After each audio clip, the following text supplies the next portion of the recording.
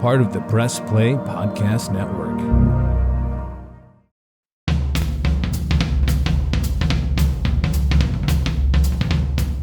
Hello, everyone, and welcome to Producing While Asian. This is your host, Don Mike Mendoza, and welcome to today's episode. Our conversation is with Alex Manalo. She is not only my friend, but she is the newest Associate Artistic Director of Latido Productions in Pittsburgh, Pennsylvania. She's based in Pittsburgh, and she's worked all throughout the city with organizations like the Pittsburgh Civic Light Opera and Pittsburgh City Theater. She is a teaching artist. She is a choreographer. She is a director. She is everything. She is especially now a new producer. And we have her here today to talk to us. Just one note about today's episode. We did make a factual error. We talked about the production of Little Mermaid that happened in Philadelphia at the Walnut Street Theater, and we mistakenly thought the actor who played Ariel was Filipino. It's actually Diana Huey, who is a Latido alum, who is Japanese American. So we had a slight confusion where we thought it was a different actress in Philadelphia versus the first production of Little Mermaid with an Asian Ariel in Seattle. But in fact, it is Diana Huey who did both. So, our mistake. We just wanted to clear that up before you listen to today's episode. But other than that, I hope you enjoy our conversation with Alex Manalo today on Producing While Asian. Hey, Alex, how are you today? Thank you so much for being on Producing While Asian. Hello, I'm doing well. Thanks for having me. Happy May. The weather's looking up and I'm so happy that I sat in front of a window to absorb the natural light while we are doing this interview. Right? It's so nice to see the sun. Agreed. Especially in Pittsburgh. You know, it was like snowing just a couple weeks ago. So I'm like, let's put that away and let's head towards summer. It's so nice to do an interview with somebody in the same city, because usually I'm here, well, for the last few months, like sitting in winter, and I'm interviewing someone in LA who's like, it's so hot today. And I'm like, okay. Must be nice. It must be nice. So we're here to talk about you and, you know, kind of your career and your journey. And it's so great to have you. And we're just going to start with you. So tell our audience a little bit about yourself and kind of your path through the arts and quick notes version of how you got to today. Cool. Cliff Notes version. All right. Well, my name's Alex Manalo. I use she, her pronouns, and I am from a little town, maybe like 40 minutes north of Pittsburgh called Mars, Pennsylvania. Everyone gets the Mars and Moon, Pennsylvania mixed up. I'm from the Mars planets. And growing up, I was painfully shy. I was very petite and just didn't like talking out. So my mom was like, you know what, I want you to give theater a try. That kind of seems like how it goes for a lot of kids. They're like, you don't want to do sports? How about theater?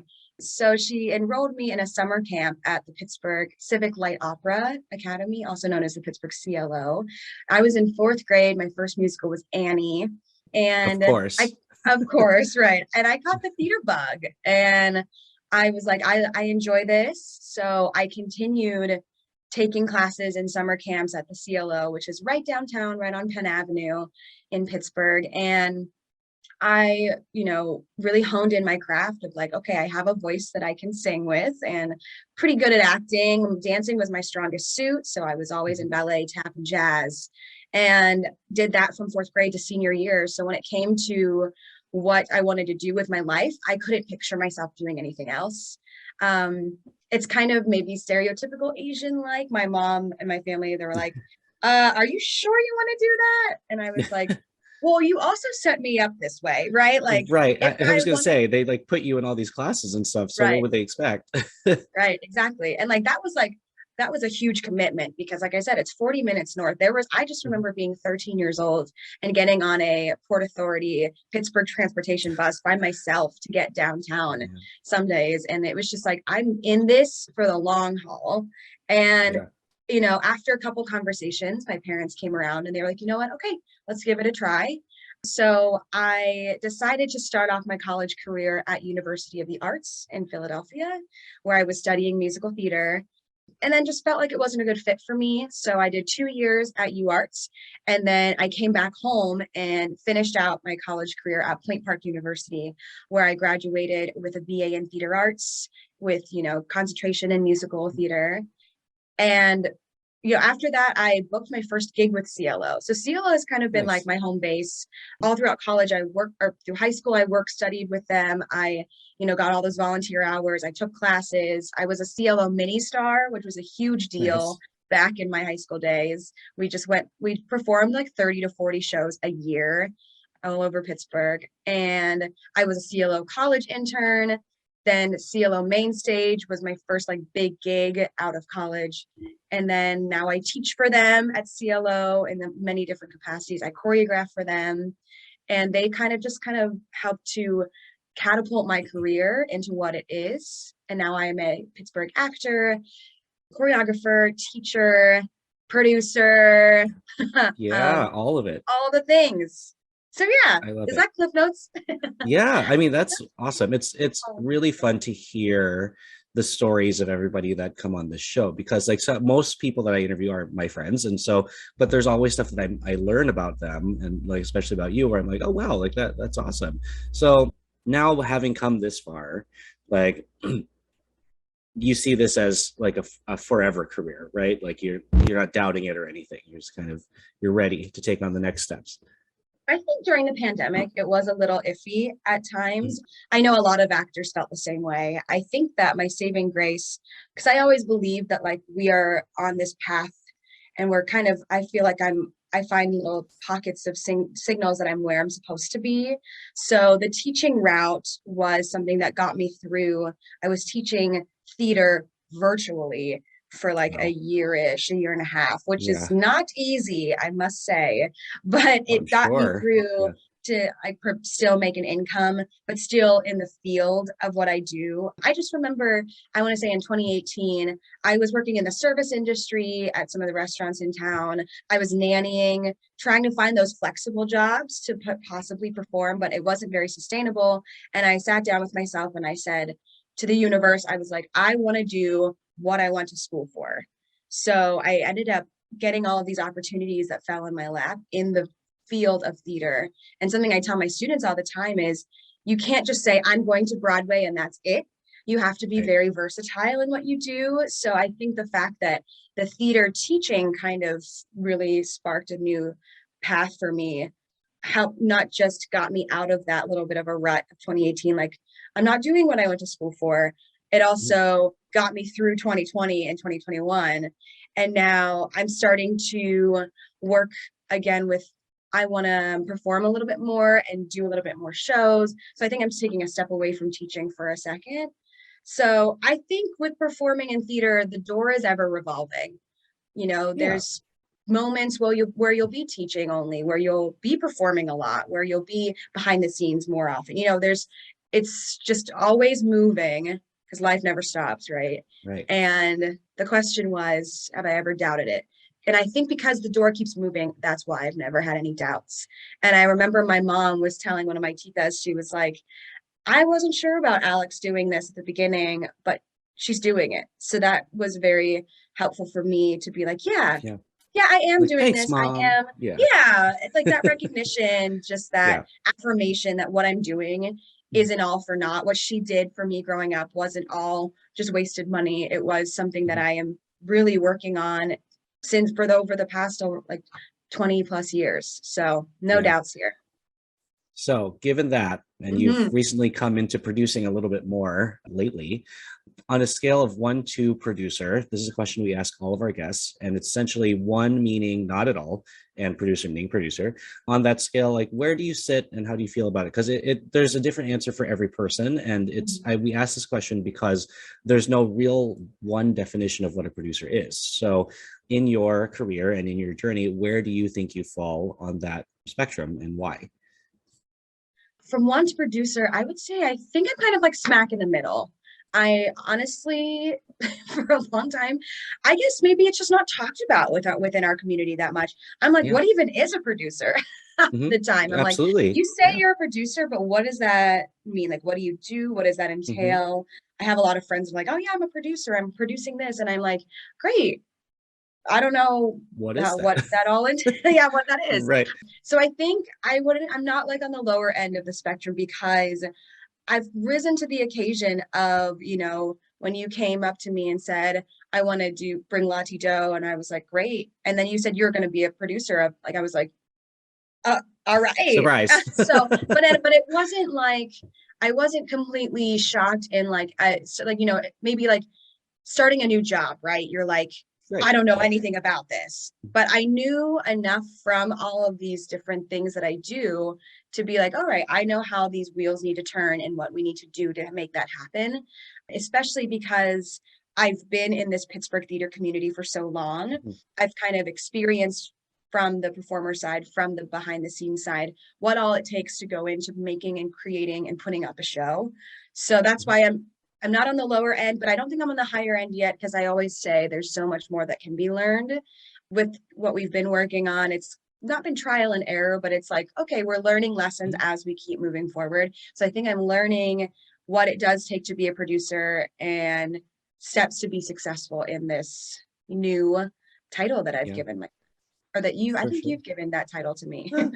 We came to it together. And Right, and so for the listeners that don't know, Alex and I met through our parents, through the Filipino Association here in Pittsburgh. And she came on to help with Latido and bringing the cabaret to this town and just knocked it out of the park, in terms of just her skill set, but also what she just said about your connections in the town. The Pittsburgh art scene, and that's kind of what we look for when we look for a leader in our organization. And so Alex is now our newest associate artistic director for our Pittsburgh branch. So it's really exciting because she's our first Filipino female identifying producer for this company, wearing my which is unapologetically Filipino sweatshirt today.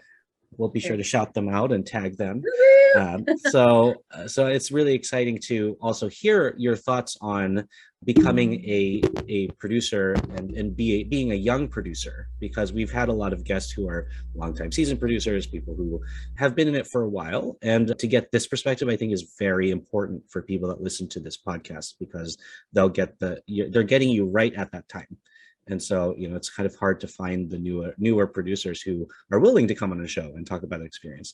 And to something you said earlier about we don't know what producers are, especially as performers. One of our guests a few episodes ago, Telly Leon, he kind of know him. He said in our industry, when we study theater and acting and performing, they kind of keep it in a silo, like a purist kind of bubble, that you don't know what the business side is. You don't know what producers do, because you're meant to be a performer. Like, you're meant to follow and not to decide. And so for the most part, in terms of bigger projects and things. So it's great to see now a pattern of guests that are coming in that started as performers that are now producers and are doing both. And I feel like collectively we're all breaking that stereotype of like, oh, well, if you're a performer, you're a performer. If you're behind the scenes, you're behind the scenes. Like, you don't talk to each other unless it's needed. So given that, in your new role, what are you hoping to, or rather, where are you hoping to lead Latido in Pittsburgh during your tenure? What are your kind of big goals that you see for yourself and the organization in what's coming in the following year or so? That's a great question. Where do I see that? I mean, I think just giving it a name and just getting more shows and getting more spaces to perform. And I don't know, and I think I know a lot of theater companies in Pittsburgh. There's not a lot of Asian produced work here, if any at all. So I really want to bring us to the light. I would say that I haven't really connected as much as I would like to with my Filipino heritage until, the pandemic made me realize a lot. And just seeing so many more Filipinos stepping into the limelight in Hollywood and in New York, like there's so many people that I'm like, yes, represent. That there's always been like this inkling ever since I was maybe like in high school, where I was like, okay, I know we have white culture and we have Black culture, but what about Asian culture? And what does that mean for me when I audition for shows? What does it mean for me when I put up shows? And what kind of example am I leading? I'm always thinking about the future generations. I have younger siblings. My youngest sibling is 9. Shout out, hi Riley. And I'm always thinking about my students and like, I want them to see a world where they can do whatever they really set their mind to. Because I don't think I had that. Like we were saying, we don't really know what producers are. I think also because I didn't ever see a Filipino producer before. I'm like, I Right. can't do that because no one else has done that. That looks like me. So I want Latido to just have a name, and like when people are like, hey, have you, or the Latido has a show next week, I want people to like understand like that. I want it to be like a household name, kind of like Mhm. the Pittsburgh CLO, kind of like Pittsburgh Public Theater. Those have become staples within town, but I think Latido should also just work its way up in the ranks and just be as prominent because it's so important. You were talking about the producers that have come on this show before that are kind of seasoned, and kudos and applaud to those people that I think helped to pave the way. Mhm. And I like am very inspired and look up to, you know, the people that I always see on your Instagram who's going to be speaking, and I'm like, oh, that's so exciting, because it just takes someone like that who has gone through it and experienced it to make me feel confident in what I'm Right. doing. I feel like a lot of my theater experiences, I'll never forget, a boss of mine was like, hey, you've been in these shows. City Theater is another great staple in Pittsburgh. City Theater has something called Young Playwrights Festival, and I've performed in that 3 years in a row. And one of the education directors was like, you've performed in these. I think you can teach the playwriting course. And I said, I was Oh, like, wow. I don't know anything really. I'm not a playwright. Like I've never written a Mhm. play. And she said something that really stood out to me. You know more than you think you know. And Mhm. I think that really struck home, especially now in just like boosting my self-esteem too, because I did take on that, and I have been teaching and reading plays for City Theater ever since. Now I'm stepping into I stepped into other teaching artist roles because I felt confident. So when Don Mike, when you came to me and was like, I want you to help me with this with Latido, it was one of like in the back of my head, I'm like, he's telling me that I know more than I think I know. And that's so Right. important to give that confidence and that air of like, we got this and you can do this. So thank you to those old seasoned vets that have produced the way, paved the producer Of way for course. us for what's to come in Pittsburgh. Because another thing you said was performers are only performers or producers are Mhm. only producers. That has been kind of the mold of Pittsburgh for a little while. And I see a lot more people stepping up and doing, putting their hands a little bit everywhere. Yeah. That's, I don't like that. I have to I felt for a while I had to choose one or the other. Like, do I want to maybe be the principal of the CLO Academy? Mhm. But then I would have to sacrifice my performing career. And now Right. seeing so many other people doing at both sides, I'm like, no, I could be the principal of the CLO someday Mhm. and also still be in And shows. perform. So yeah, Right. so that's definitely, I kind of touched on what you were saying and that Yeah, question. yeah. Of I'm trying course. to circle it all It's back. good. It's awesome. I think it's the pandemic that really Mhm. made a lot of us realize that we're capable of more than just one track. Uh, Yes. and the idea of a theatrical one-man band is something that is becoming more and more prevalent because you just have to be, especially with how many different ways there are to showcase you and your work and different ways to connect with people. You can't just depend on an agent. Like if you have an agent, you're on social media too, like you're talking to people too. And like, so even with just that, talking about opportunities, it used to be like you were the performer and you waited for your agent to send you things. And now you find things on your own and you kind of work together with your agent rather than just like paying them to do things for you. So, and I think that's true in all parts of our industry, is that like if you're a performer, you also produce your own work because, you know, we're not in the world anymore, but we have to sit and wait for a producer to decide that our stuff is good enough. There are Mhm. many different venues to just get up there and do it yourself, and then you end up going back or turning all the way back around to where you eventually probably wanted to be in the beginning, which Mhm. is great. But I think there's a lot to be said about the AANHPI community, that when we do self-produce, we are opening up doors for the younger generation. Like we are showing that we can do it too. And so yeah, like shout out to the OGs who have like gone through it and have usually been the only person that looked like us sitting at the table, and which still happens nowadays. I'm not saying that's over, but they're kind of helping us break down the gatekeeper myth that not all producers look like, a straight white man.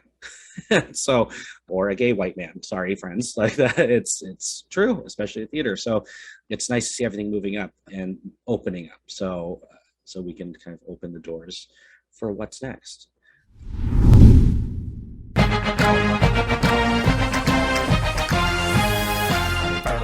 Hey, it's Tito, host of the Premier Fantasy Podcast. Get all the news and analysis you need to dominate your fantasy league. I've been doing this as long as anybody in the business. I can help give you the edge. Hi, I'm Alex Manalo, and this is Producing While Asian. So you already started touching on it a little bit. So, well, before I even get to that question, talk to us a little bit about any challenges that you've seen in your time so far, like challenges specifically regarding like representation and being somebody who identifies as a female Filipino person in this industry. Are there any situations that you can share with us that, we might learn something from, or something that you ran into and you thought it would be like the end of the world, but it actually turned out to be totally fine, but it's something that should be addressed because we're hoping it just doesn't happen again if somebody hears that story.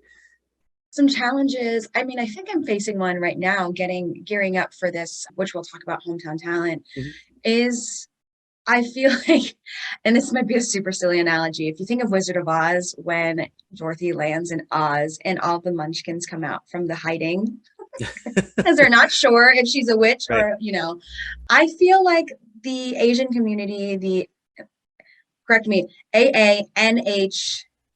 Did I get all of them? Yes. Yes. I feel like they are like hiding and I need to pull them out to be like, hey, we're here. And, what I do when I'm casting actors or performers for our shows is I do want to have like a very nice selection of diverse performers.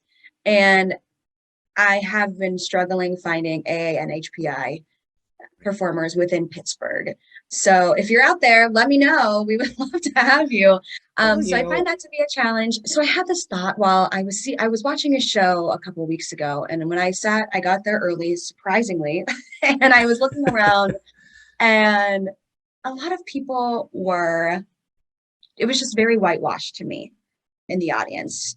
So I was very clearly a minority. There's maybe probably 2 other people of color in the audience. And I said, it didn't feel like a representation of the melting pot that is America. I felt, I don't know, not sad. I just was very interested to see why that was the way that was. So the challenge I think I'm facing is like, how can I make what I produce more accessible to all? Yeah.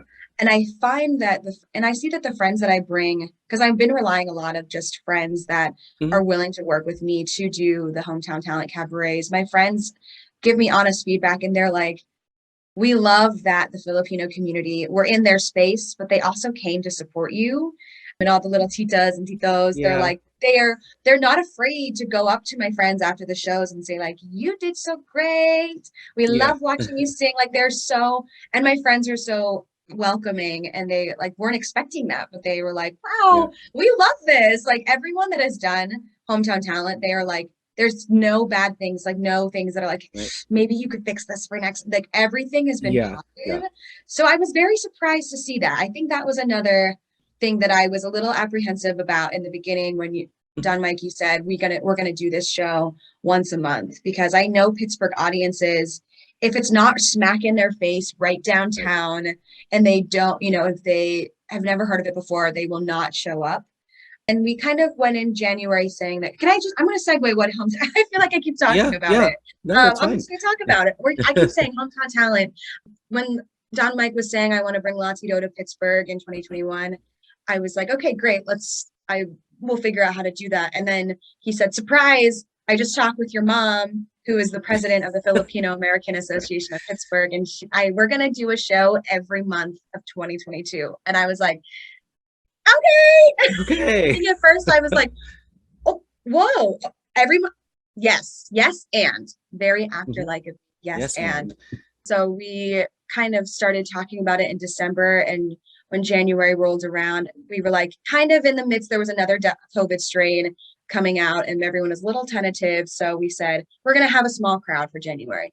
15 people. That was okay. And we live streamed it. And we were like, this is going to be the start of something new and exciting. And then February came along and we got maybe like 30 people in the seats. March came along and I was honored to have a women's month for hometown talent with all women producing, directing, playing, singing. We had like 45, 50 people there. So to see that people are willing to show up, I wasn't sure if that was going to happen, but to see it happen is it's pretty fucking awesome. And in just 4 months, in just 4 months, it's crazy. Yeah. And then, like I said, every performer, every audience member that's come, because the other thing is the Filipino Center is not right in Pittsburgh. It's in West Mifflin, which is maybe like 25 minutes east of town. People are like, what, West Mifflin? And I'm like, stop. You go to Kennywood, so don't tell me you're not going to come out. You've never been to West Mifflin. Right. So it's like literally it's just like a hop, skip, and a jump away from Kennywood. It is off the beaten path a little bit, but when they get there, they're like, this is so great. And we didn't know this existed was something that I've heard a lot. Some people have told me they're like, I want to be a member now. Like, we are bringing not just a performance to people, but we are bringing culture with hometown talent and talent. I'm very strong about bringing talent that are like Pittsburgh based, I'm like, we have so much talent in Pittsburgh. And I thought it would be more challenging, but it hasn't. And that's really cool to see. Just like that, we planted a seed in December and it is like blooming, and I'm like ready for a hometown talent garden. Right. I love analogies, if you can't tell. It will be, because it's, we've found a need in the community, and, and that's exactly what happened in Latido and the other cities it's in, because, you find the moment of what the community is looking for. And I think what Pittsburgh was kind of lacking a little bit was kind of like a DC. It's accessibility to opportunities, because, being a smaller theater town, even though Pittsburgh does great work and has big organizations like the CLO, it's still a very small town, and it's still a very like who matters more than your talent level sometimes. And so I think what hometown talent brings to this table is a place where everybody is welcome, regardless of who or how long you've known someone. Everybody has the same point of entry into this event and into this cabaret. And so that's most likely the reason why it's grown so much, because people have felt that openness that you've put together in this series.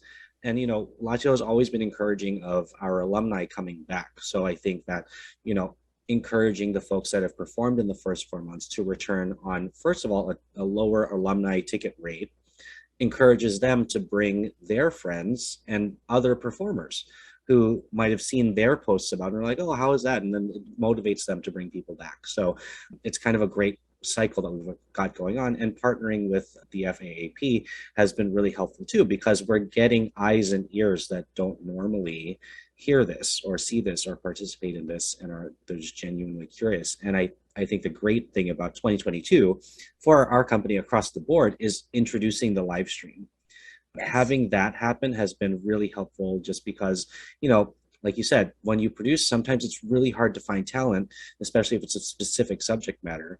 But when you live stream, people see it all over the country. So I have a feeling we're going to start to get people who are connected to FAAP seeing that live stream, messaging us from, like, I don't know, California, and being like, oh, I know this person who's in Pittsburgh. I'm going to send them to you, or hit them up, or whichever. Like we had last night, or 2 nights ago, rather. I've messed up our timeline, but whatever. We had Tita Ala, like our Auntie Ala, come up to you and say, give me your phone number. I'm going to send you people.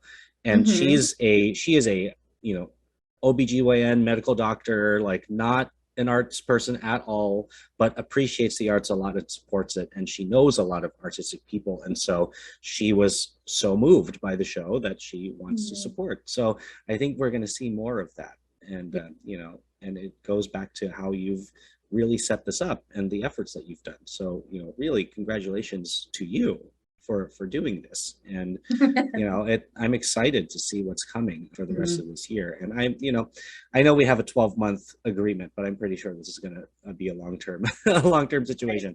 So it also helps that we for the people following along at home, that we also feed our audience members Filipino food at the end. COVID safe, of course, we put them in to-go boxes, and it's kind of like their little cute doggy bag of culture that they could take home with them. So, because I'm like, as a teacher, I am huge about the teaching aspect of it all. You came all the way out here, not just to hear some of your friends sing or to hear a beautiful night of singing, but you also came all the way out here, and this is a space of Filipino culture that we want you to just get to know a little bit more. So we've given lumpia, egg rolls, pancit, some Filipino desserts, which were so good. And I love that. I think that's another thing that I find very inspirational. Like, it's very pivotal to this point of my life, is I am connecting my two worlds of theater and Filipino heritage together, which I don't think I've ever expected I would. I have an interesting past with the Filipino American Association of Pittsburgh. I wanted to do so much growing up. They have a dance troupe and they do traditional Filipino dances. They do a lot of fundraisers, a lot of events. But since I was at CLO so much, I couldn't attend as many rehearsals, or, I couldn't be there. I couldn't be present enough. And it kind of made some other members not resent me, but they were always like, oh, Alex is only going to come for the show. And I feel bad looking back, like they put in a lot of work that I just slid in and was like, I'm here to do the thing. I'm here to sing. And they were like, oh, Alex is here. So I didn't feel as connected with a society growing up as I wanted to, for the theater reason. I put so much of my eggs in the theater basket that my Filipino-ness fell to the wayside. But like we were saying, pandemic and just, everything happening leading up to this, now that we are able to bring the Filipino Association and bring people to it and bring my theater friends to see, this is where my heritage is and this is where I come from. My mom is from the Philippines. She came to America by herself when she was 15. She's my biggest role model, one of my biggest fans. And she's also, I think, very moved by everything we're doing. Like when she said, you're doing the theater thing, I didn't know if you would.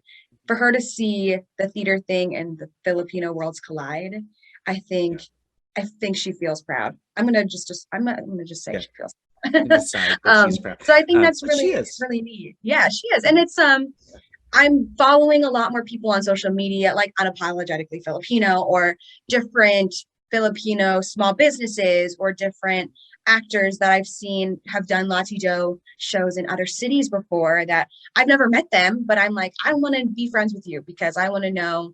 I just saw someone, I think her name's Diana Huey? Maybe. She Japanese American? No, I thought she was Filipino. Starts with a P. She looks Filipino. Oh, Diane Phelan. Yes. Yeah. She just posts. I don't know her. I follow her. I'm shouting her out because I think she's beautiful and amazing. That she's doing Sound of Music as Maria at a theater. And I have to say that, to me, I literally just saw that the other day and I was like, stop, hold the phone. I love that because that show is made me realize what I look like. And it makes me, I'm not going to cry. Every time I tell the story, I always tear up. And when I was in 6th grade, I auditioned for Sound of Music in a pretty big company. I'm not going to specifically say who, but they called me back twice. I went through the initial audition. They called me back for the dance call. They called me back to sing again. And I was so stoked. And I had just as much talent as all the other kids in the room. And then when I saw all the other kids in that room get it and I didn't know why. And I was crying to my mom, and my mom was like, Alex, you can't be a Von Trapp kid. Like that's just the way that musical works. Look at these pictures of these Von Trapp kids who have like blonde, brown hair, blue, green eyes. I looked at my skin for the first time and I said, I hated what I looked like for a bit. Sure. Shit, I'm sorry. Yeah, no, it's okay. It's okay. Because it's true.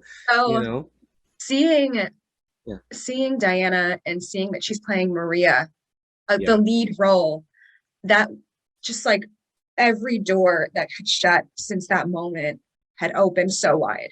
And I said, I told myself, I was like, that experience shaped you, made you, made me get some thick skin, made me see what I look like. And I grew from it. I could have stepped away and said, wow, theater sucks. It's not for me because I look like this. But I forged forward in hopes that something like that, like seeing her as Maria, and then also seeing, hopefully, like I say, always the kids.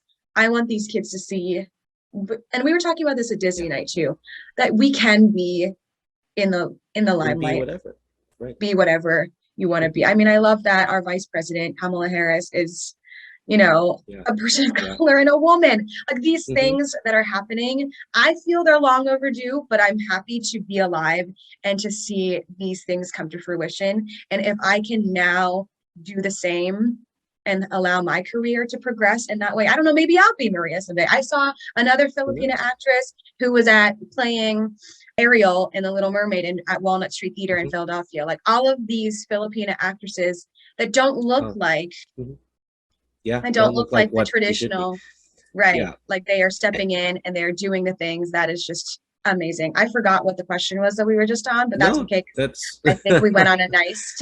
We're talking about representation. Yeah, we're talking about representation and literally how much it matters. Like, and thank you for sharing that story because, people need to hear that because, a lot of people, whether they're in the arts or not, they don't understand how traumatic rejection in theater can be sometimes because it's so personal. It's not just like, oh, you don't have the skill set. It's you don't look a certain way. Like you don't sound a certain way. You don't have a certain color hair, or eyes or, whatever. So I think it's, seeing that, seeing things like what Diane is in is showing the progress, like things are changing. And also specifically talking about Little Mermaid, like, a few years ago, who I mentioned earlier, Dana Huey, she is Japanese American and she was the first Asian Ariel at the Fifth Avenue Theater in Seattle. And then she did the national tour. And, it was like controversy, like newspaper articles, like it blew up all over the country because people were mad. People were saying like, why is Ariel not white? Like, why is she not? And some horrible person said like, keep it classic, quote unquote, meaning Ariel's a white person. And so everyone's like, A, Ariel is a mermaid. B, mermaids don't have a race. And like, C, is that a joke? Like, no, like anybody, literally anybody can be Ariel. So it's just, we still have these little moments of like things that are milestones that shouldn't be, if that makes sense. Like, like, yeah, it's great that we have a Filipina playing Ariel in Philadelphia and a Japanese American woman playing her in Seattle. But at the very base of it all, it shouldn't even be something that we're like wowed by because that character is not white. But it also makes it even more important when characters that, like Maria in Sound of Music get cast as somebody who's Asian, Pacific American.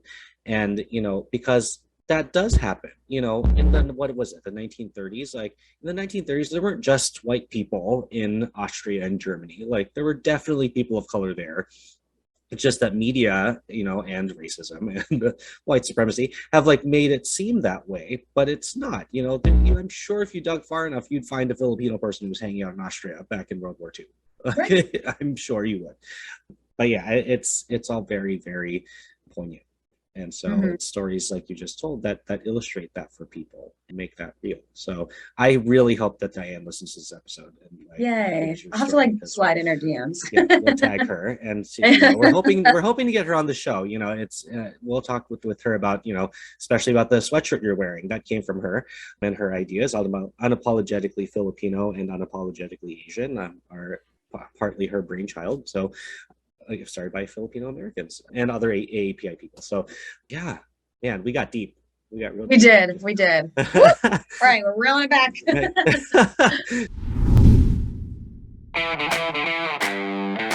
You've been pining, you've been waiting for Rega and Rhoda to get back together. We got you. Press Play Podcast. We're ready to go. We're going to have our podcast with everything that you want. Browns, Cavaliers, Indians, Ohio State, the national scene. Kenny Rhoda, Michael Regai back together again. Make sure you keep your ears open. It's happening right here on Press Play Podcast. See you then. Looking for new insights on the Cleveland sports scene with a unique side of Cleveland sports history? Then you found the perfect podcast.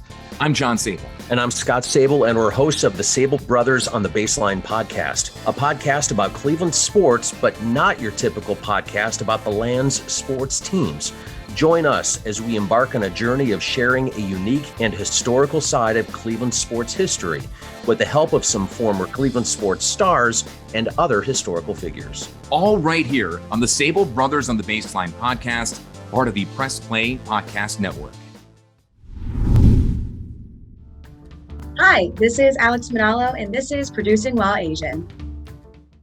Hometown Talent is this new series, and it's bringing something to Pittsburgh that Pittsburgh's never had before. And currently we're sitting a week away from our May show because it is Asian American, Native Hawaiian, Pacific Islander Heritage Month.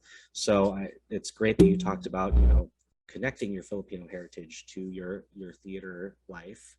In this month, what do you hope that Hometown Talent and also your efforts as a producer, how do you see that growing through things like Heritage Month, like connecting in that sense? I'm trying to figure out the question I'm trying to ask because there's a lot of thoughts that are happening at once. But it's like, so many thoughts. having a show like we're doing that you're producing that's specifically about our community and showcasing our community. A, has that ever been seen before in Pittsburgh often in this setting? And B, what are you hoping that pattern continues in the next years to come in terms of Heritage Month and doing what we're doing, which is shouting out talent in Pittsburgh that is here, but also talent in Pittsburgh that are AAPI and HPI. Mm-hmm. Yeah, I hope to continue with the different heritages and just shouting out and, giving them a voice where they otherwise might not have had one, because there is something every month. There is people to honor every month. I don't think there is anything like this. I think over the past 2 years, a lot of theater companies have band together, which is a little bit different. We haven't experienced like the bigger names have come together. I think we all were in the same boat where everything stopped for everybody. So a lot of the theater companies were communicating with one another saying, how are you making this work now? What are you doing in efforts to get shows back on their feet? So I think if we can also slip into that conversation of we are a new thing in Pittsburgh that is bringing performances as well. I don't know if there can be any collaboration there, but but we also emphasize diversity and heritage and, Pittsburgh solely. So I think there could be some talks in there that would be really fascinating and interesting for me. But another thing I want people to not just come to the shows because their friend is in it. I want people to start coming just because they're like, that's a show that happens every month and I don't know anybody in it, but I want people to meet new people. I love meeting new people. I have something called a resting nice face. So when I used to ride the bus a lot, people would just open up and tell me their life story. And I'm like, okay, cool. I'm here for it. I'll listen. So I love meeting new people. I love hearing their life stories and kind of where they've come from and where they're headed.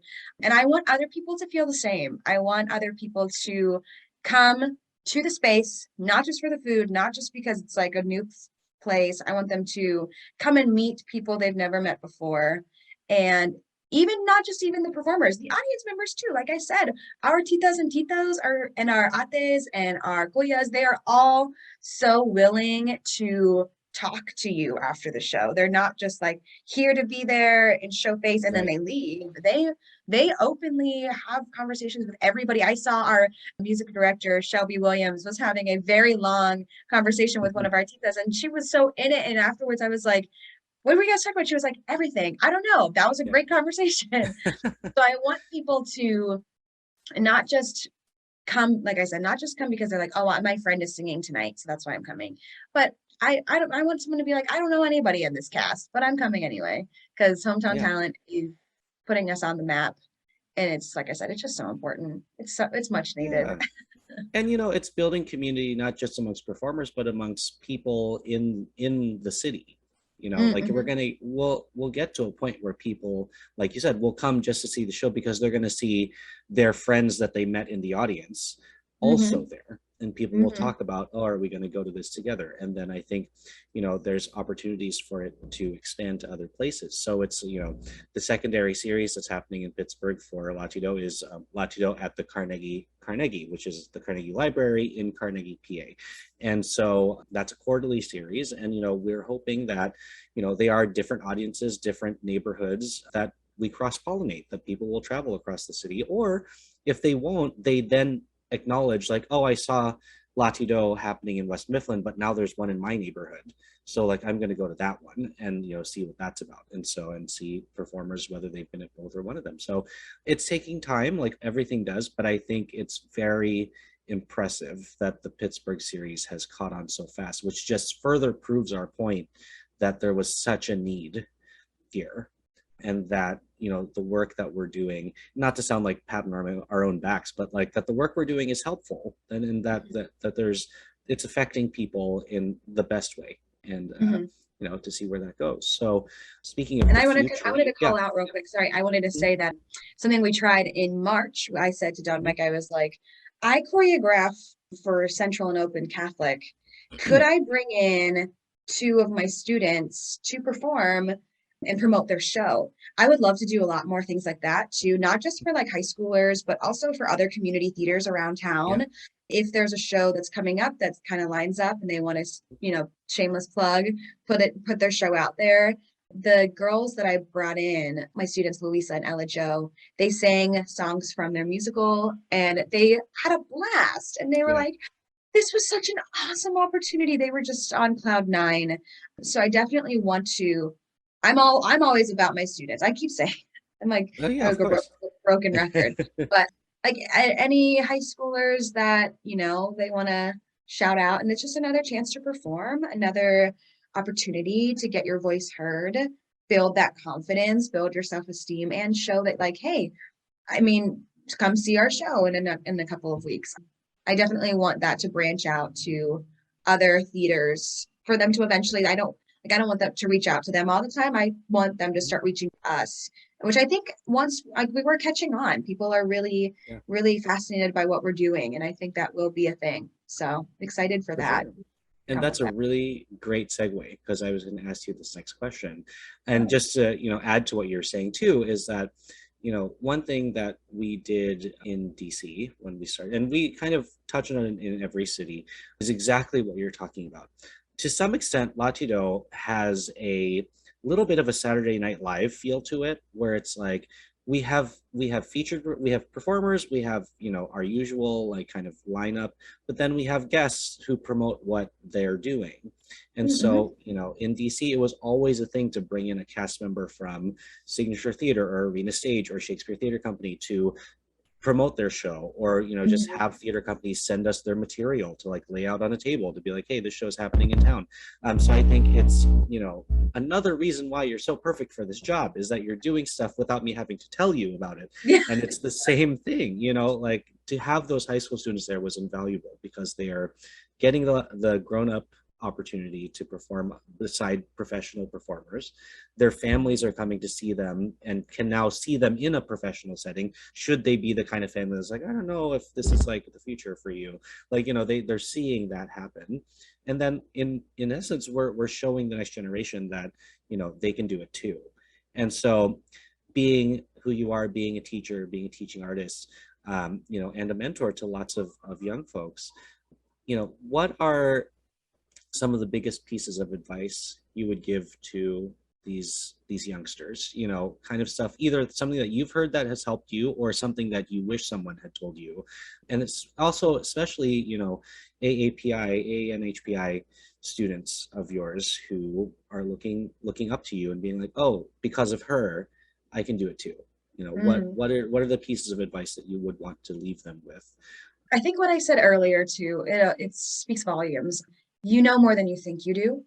That was something that like I said, I will take that with me everywhere I go. And something that another piece of advice I would give is success looks different in very different ways. Wait, No, yeah. I'm explaining. Success doesn't have to be, Yeah. success doesn't have to be, I sold 100 tickets and I'm so successful.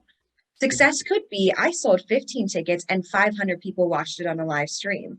Success could be, I filled 6 slots for performers from all different walks of Pittsburgh. Success could be, my friend told her friend about it and they came and asked me a question. There's so many different ways that what you do can be successful. You don't have to pin it to a number or a feedback thing. Like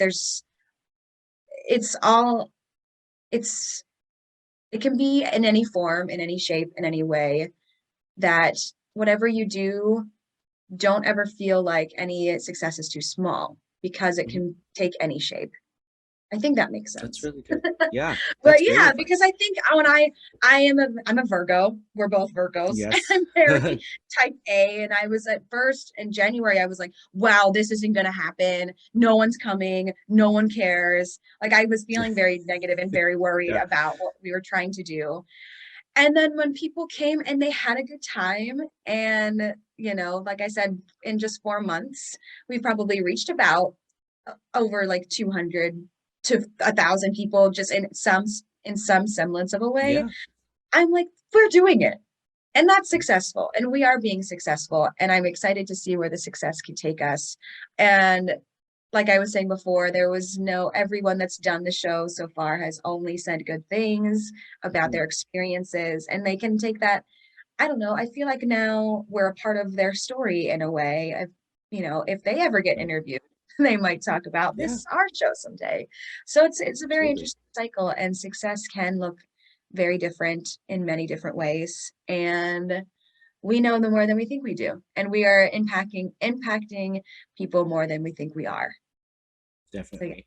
For sure. That's great advice. And, just success is measured in different ways. So, we can even touch one person, and that's successful, like Louisa, and forgive me, your other student, Ella Jo, just those two alone, like, they're now super inspired to like keep going, because they're like, oh yeah, like I feel, and unfortunately this is the way our industry works, they feel good enough to be there. They feel they belong, and they feel that they're welcome. And I think that's a really big, important message that I feel like in this changeover through the pandemic, I think that's what our industry is having a growing pain about right now, is the idea of feeling like you belong and feeling welcome, which is crazy to say, because usually the theater community is where everyone, quote unquote, is welcome, where everybody that's strange and weird and different can all get along.